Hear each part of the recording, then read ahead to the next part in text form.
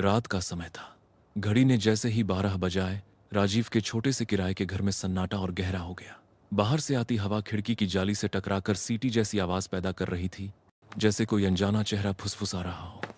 राजीव का दिल अजीब सा घबराया हुआ था, जबकि वह यह सोचकर खुद को संभालने की कोशिश कर रहा था कि शायद ये सब उसकी थकान और दिमाग की उपज है। राजीव पेशे से फोटोग्राफर था। उसका परिवार, बीवी और 6 साल की बेटी गांव में रहते थे। शहर में उसका घर इतना छोटा था कि वह उन्हें यहां नहीं रख सका।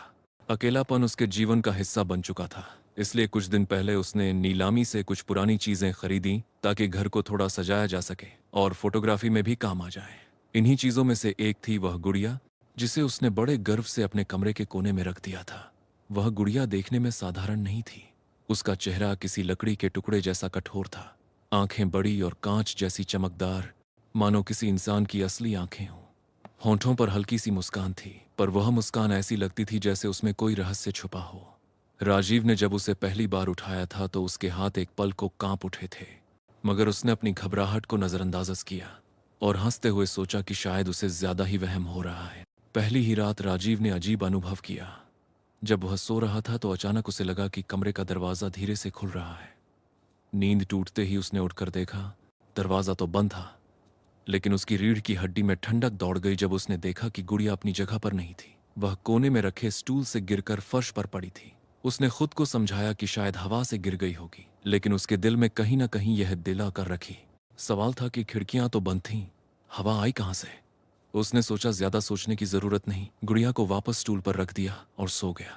अगली सुबह काम पर जाने से पहले उसने गुड़िया को फिर से अच्छे से सजा दिया, लेकिन जब शाम को वापस लौटा तो उसका खून जम गया। दरवाजे के पीछे की दीवार पर किसी लाल रंग से लिखा हुआ था, मुझे यहां अच्छा नहीं लग रहा। राजीव का गला सूख गया। उसने कांपते हाथों से दीवार को छुआ। रंग गाढ़ा और चिपचिपा था, बिल्कुल खून जैसा। उसके दिमाग में तुरंत ख्याल आया कि यह किसी की शरारत हो सकती है, लेकिन घर की चाबी सिर्फ उसी के पास थी। उसके दोस्तों में से कोई इस तरह का मजाक नहीं कर सकता था। रात को जब वह सोने गया तो डर उसके दिल में घर कर चुका था। सपने में उसने देखा कि उसकी बेटी रो रही है और उसी गुड़िया को पकड़कर खड़ी है। अचानक उसकी बेटी की आंखें काली हो जाती हैं और गुड़िया उसके हाथों से गिरकर खुद ब खुद हंसने लगती है। वह हंसी इतनी ठंडी और डरावनी थी कि राजीव पसीने से तरबतर होकर उठ बैठा, लेकिन असली झटका तो सुबह लगा। उसने मोबाइल उठाया तो देखा कि उसकी गैलरी में 20 से ज्यादा तस्वीरें अपने आप क्लिक हो चुकी थीं।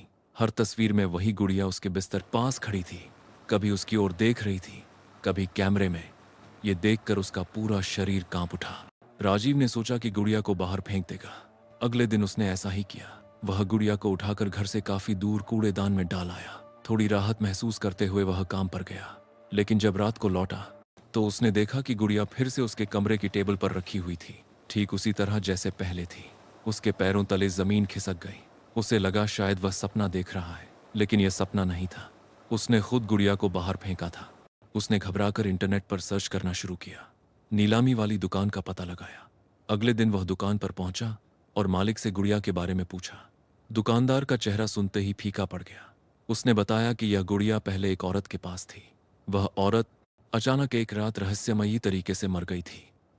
उसकी मौत से पहले वो बार बार चिल्ला रही थी, गुड़िया मुझे देख रही है, इसे दूर करो। उसके बाद से ही इस गुड़िया को किसी ने हाथ नहीं लगाया। नीलामी में इसे बेचने का मकसद यही था कि कोई तो इसे उठा ले जाए। ये सुनकर राजीव की हालत और बिगड़ गई। उसने पूछा, क्या आपको पता है कि इस गुड़िया में ऐसा क्या है? दुकानदार ने सिर हिलाया। कहा जाता है इसमें किसी आत्मा का वास है। ये आत्मा अपने आसपास वालों की ऊर्जा सोखती है। जिसने भी इसे रखा है वह या तो बीमार हो गया या उसकी मौत हो गई। राजीव अब पूरी तरह डर चुका था, लेकिन उसके मन में यह सवाल गूंज रहा था कि आखिर यह गुड़िया उसके घर वापस कैसे आ जाती है। उसने तय किया कि किसी पंडित या तांत्रिक की मदद लेगा। वह मंदिर गया और पुजारी को सब बताया। पुजारी ने उसे ध्यान से सुना और कहा कि यह साधारण गुड़िया नहीं है, इसमें कोई बहुत पुरानी आत्मा फंसी हुई है जो मुक्त होना चाहती है। राजीव ने कांपते हुए पूछा, तो क्या मैं इसे जला सकता हूं? पुजारी ने गंभीर स्वर में कहा, अगर यह आत्मा वाकई बंधी हुई है तो इसे जलाने से वह मुक्त होकर तुम्हारे ही पीछे पड़ जाएगी। सबसे पहले हमें इसकी सच्चाई जाननी होगी। यह गुड़िया किसकी है और किसकी आत्मा इसमें कैद है। राजीव के हाथ पांव ठंडे पड़ गए। उसकी आंखों के सामने फिर से वही खून से लिखा संदेश घूम गया, मुझे यहां अच्छा नहीं लग रहा। राजीव का दिमाग अब सही से काम नहीं कर रहा था। दिन में ऑफिस जाता तो भी ऐसा लगता जैसे कोई उसकी गर्दन के पीछे खड़ा हो और उसे घूर रहा हो। रात को नींद आती तो बुरे सपने घेरे रहते। गुड़िया उसके घर की हर चीज में मौजूद लगती। कभी आईने में उसकी परछाई दिखाई देती, कभी पानी के गिलास में उसकी आंखें झलक जाती। सबसे भयानक तो वह पल था जब उसने महसूस किया कि गुड़िया उसके बगल में बैठकर फुसफुसा रही है। उसके कान के पास बहुत हल्की आवाज आई, मैं यहाँ क्यों हूँ राजीव? वह चीख कर उठ बैठा, लेकिन कमरे में कोई नहीं था। गुड़िया अपनी जगह पर बैठी थी, वही रहस्यमयी मुस्कान लिए। राजीव ने हार मानकर पुजारी से दोबारा मुलाकात की। पुजारी ने कुछ मंत्र पढ़े और कहा कि इस गुड़िया को मंदिर में रखना होगा, लेकिन उसके लिए एक अनुष्ठान जरूरी है। राजीव ने पूछा, क्या इससे यह आत्मा चली जाएगी? पुजारी ने धीमी आवाज में कहा, कभी कभी आत्माएं बस इसलिए बंधी होती हैं क्योंकि उन्हें न्याय नहीं मिला।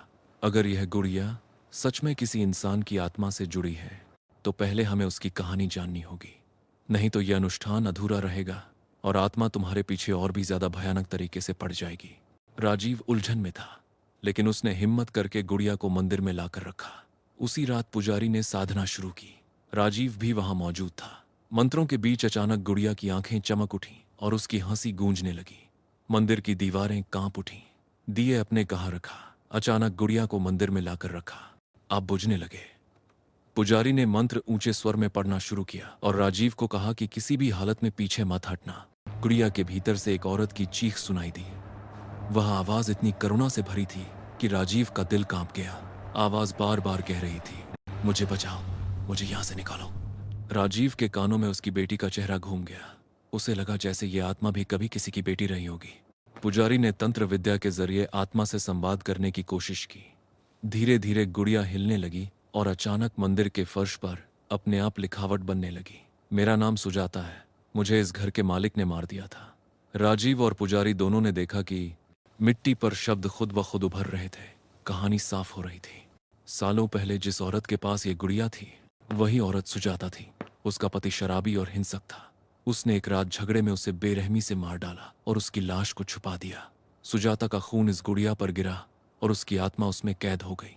तब से वो अपने न्याय की तलाश में थी। राजीव की रूह कांप गई। उसने पुजारी से कहा, अगर इसे न्याय चाहिए तो मैं क्या कर सकता हूं?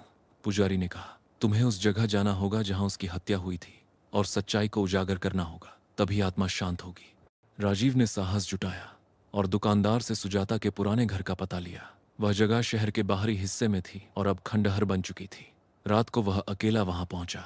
चारों ओर घुप अंधेरा था। घर के भीतर जाते ही उसे अजीब सी गंध आई, सड़ी हुई मिट्टी और गीले खून जैसी। उसने टॉर्च जलाई तो देखा कि दीवार पर खरोंच के निशान थे, जैसे किसी ने आखिरी वक्त तक बचने की कोशिश की हो। अचानक उसकी टॉर्च बंद हो गई। अंधेरे में उसे लगा कि कोई उसके बिल्कुल पास खड़ा है। ठंडी हवा उसके चेहरे से टकराई और फिर उसने सुना वही औरत की आवाज, यहीं उसने मुझे दफनाया था। राजीव कांप गया। उसने मोबाइल की रोशनी जलाई और जमीन को देखा। वहां ताजी खुदाई जैसी मिट्टी उभरी हुई थी। डरते डरते उसने फावड़ा उठाया और खोदना शुरू किया। कुछ ही देर में हड्डियों के टुकड़े और फटी हुई औरत की साड़ी का हिस्सा बाहर आया। उसकी आंखों में आंसू आ गए। उसने तुरंत पुलिस को सूचना दी।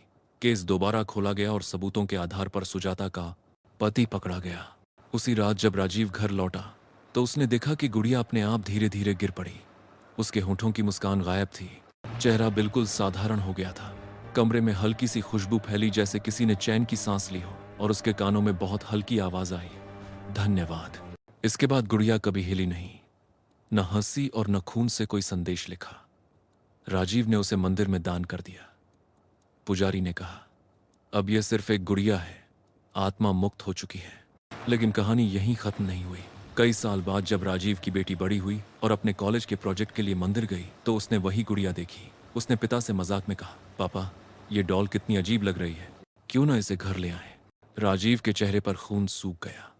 उसने सख्ती से कहा, कभी भी इसे हाथ मत लगाना। उसकी बेटी हंसकर बात टाल गई। मगर जब वह मंदिर